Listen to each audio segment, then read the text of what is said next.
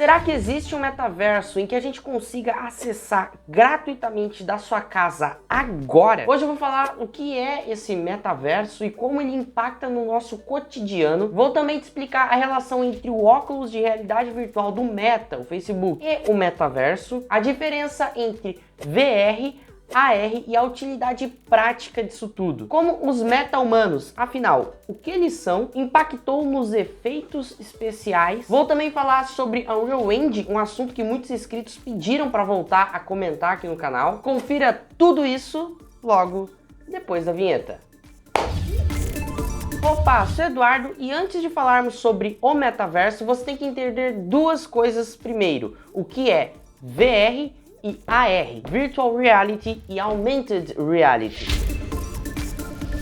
A realidade virtual, como o próprio nome diz, é uma realidade dentro do mundo virtual, onde teoricamente você poderia fazer amizades, reuniões, comprar comida e produtos, que é o objetivo, inclusive, daquele óculos de realidade virtual, que ainda está em desenvolvimento, ainda está nos jogos, mas o Meta, o antigo Facebook, pretende expandir para as outras áreas. Um dos problemas dessa tecnologia é que ela não está tão acessível para as pessoas, já que ela é muito cara, difícil de encontrar, é um trambolho para você guardar e usar. E quanto mais acessível for para uma tecnologia, é mais fácil dela se desenvolver. Foi assim com os celulares, computadores, por exemplo. Quanto menores, mais rápidos e eficientes eles foram ficando ao longo do tempo, mais esses aparelhos foram sendo incorporados ao cotidiano das pessoas. E o mesmo deve acontecer com o VR.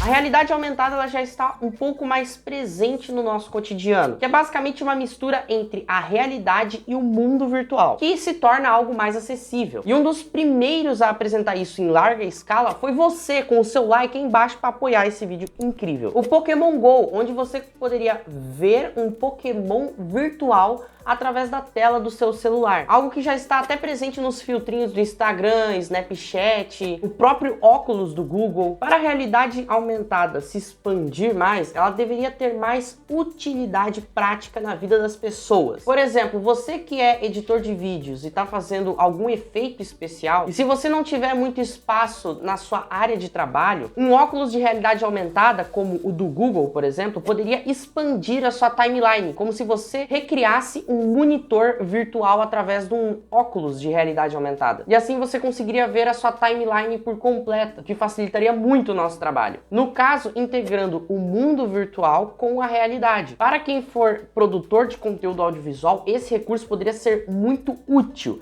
Mas, por exemplo, os gamers só seria realmente útil se tivesse alguma versão com fio, já que eles buscam a menor taxa de resposta, lá 1 milissegundo, 0,5 milissegundos, quanto mais rápido melhor. Então isso só seria possível através de cabos. Vai ser mais útil em algumas áreas e outras não.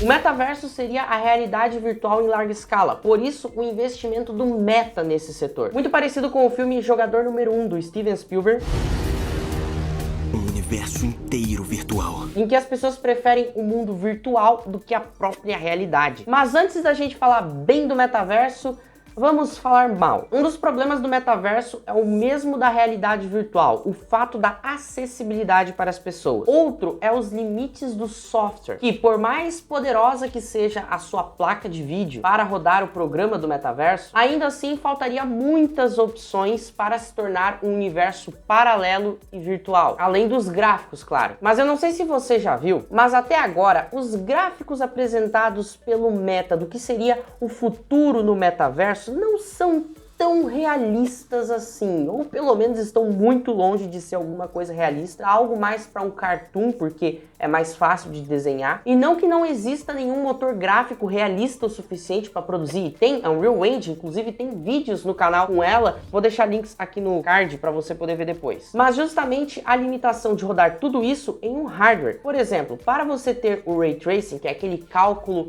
realista da luz e da água e como eles deveriam se comportar em um determinado ambiente, você tem que ter, no mínimo, uma placa de vídeo da NVIDIA da série RTX, o que não acaba saindo muito barato. Então, só de imaginar o quão pesado seria colocar uma infinidade de pessoas dentro de uma plataforma virtual, ainda interagir com muitos objetos e ter gráficos extremamente realistas, não seria algo tão leve de se rodar em qualquer máquina, o que dificulta e muito a acessibilidade para as pessoas. Agora, as coisas boas. A forma como se produz, cria e consome conteúdo já está mudando graças a essas tecnologias. Eu já mostrei aqui no canal quando falei como foram feitos os efeitos especiais da série O Mandaloriano, como foi utilizar a Unreal Engine na produção desses efeitos e como isso tornou as cenas muito mais realistas. Só pelo fato dos atores não precisar ficar imaginando algo fictício para poder atuar, já ajuda e muito no trabalho deles. Mas afinal, a longo prazo, o metaverso vai se tornar melhor do que a nossa realidade e dominar ela? A gente vai conseguir nos recriar perfeitamente no mundo virtual? Provavelmente não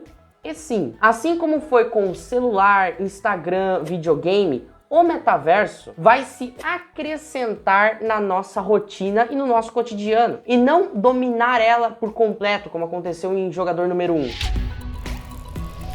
O meta-humano seria um ser humano utópico ideal, em tese funcionaria apenas em meios virtuais e seria o seu avatar para que você pudesse navegar pelo metaverso. Em tese ele também deveria ser o mais realista e próximo ao usuário possível, mas tem um pequeno problema, que é o Uncanny Valley, o Vale da Estranheza. Acontece quando um robô ou algo tenta chegar o mais próximo da aparência de um ser humano e em um determinado ponto começa a ficar extremamente desconfortável e estranho de se ver. A Disney passou por esse mesmo problema quando ela foi começar a criar suas animações de Toy Story, até chegar o conceito dos Incríveis.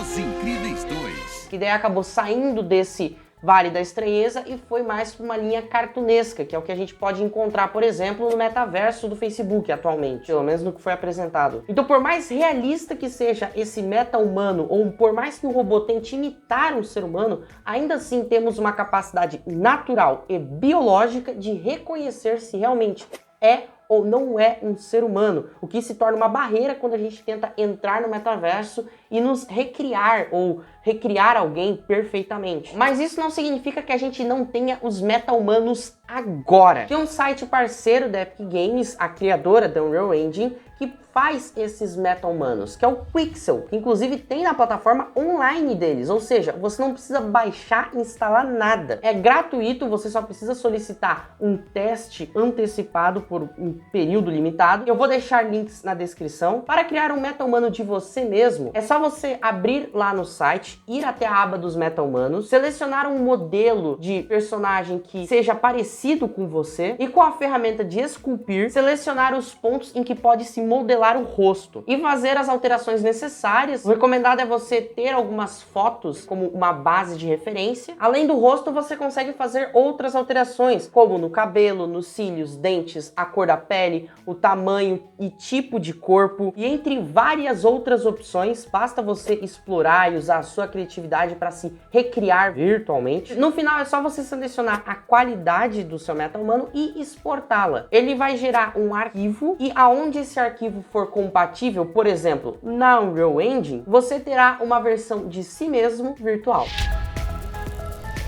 Sim, existe o metaverso em que você consiga acessar gratuitamente hoje e fazer tudo aquilo que eu já mencionei no começo do vídeo, que é o Fortnite e o Roblox. Essas duas plataformas de jogos são o que hoje nós temos mais próximos de um verdadeiro metaverso. O Fortnite é o maior jogo com a maior quantidade de crossovers da cultura pop e provavelmente os jogos serão os primeiros a chegar no metaverso em si, justamente por toda essa liberdade que eles têm. Algo surge no céu e dá um Kamehameha.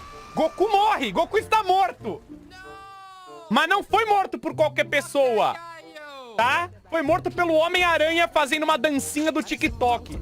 No Roblox, por exemplo, você pega o mesmo avatar e consegue visitar diferentes jogos. E alguns deles simulam o que seria a vida real. O maior exemplo deles é o Bloxburg, em que você pode cozinhar, pintar, plantar, construir a sua própria casa, trabalhar, uma infinidade de opções, até mesmo fazer um roleplay e montar uma família. No Fortnite tem um modo criativo que se aproxima do Roblox, não apenas o Battle Royale, em que os próprios jogadores da comunidade podem criar os seus jogos, mapas e até mesmo suas produções cinematográficas, como por exemplo o Fortflix, um criador brasileiro que utiliza o Fortnite para fazer machinimas e contar algumas histórias.